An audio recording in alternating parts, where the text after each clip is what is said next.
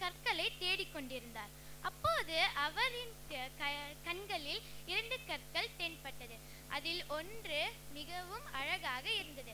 அதனால் அவர் அதனிடம் சென்று, நீ மிகவும் அழகாக இருக்கிறாய், அதனால் எனக்கு சிலை செய்வதற்கு நீ துணை புரிவாயா என்று கேட்டார்.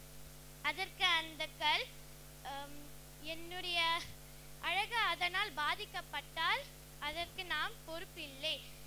எனக்கு அதுவும் இல்லாமல் நீ என்னை செதுக்கினால் எனக்கு மிகவும் வலிக்கும், அதனால் நான் உனக்கு ஒத்துழைக்க மாட்டேன் என்று கூறியது. சிற்பி மிகவும் மன வருத்தத்துடன் இருந்தார்.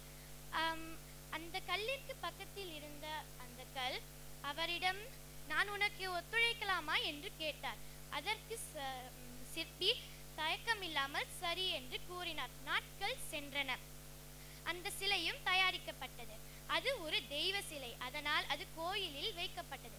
பக்தர்களுக்கு அதுக்கு மிகவும் பிடித்திருந்ததால் அவர்கள் அதை வணங்கினார்கள் மற்றும் பூஜித்தார்கள். ஆனால் இப்பொழுது அந்த அழகான சிலைக்கு என்ன நேர்ந்தது, அந்த அழகான கல்லிற்கு என்ன நேர்ந்தது என்று உங்களுக்கு தெரியுமா? அது இப்பொழுது அதே கோயிலில் தேங்காய் உடைப்பதற்காக பயன்படுகிறது. இதிலிருந்து நான் கூற வருகிறது, சோதனை இல்லாமல் சாதனை இல்லை என்பதே ஆகும். நன்றி, வணக்கம்.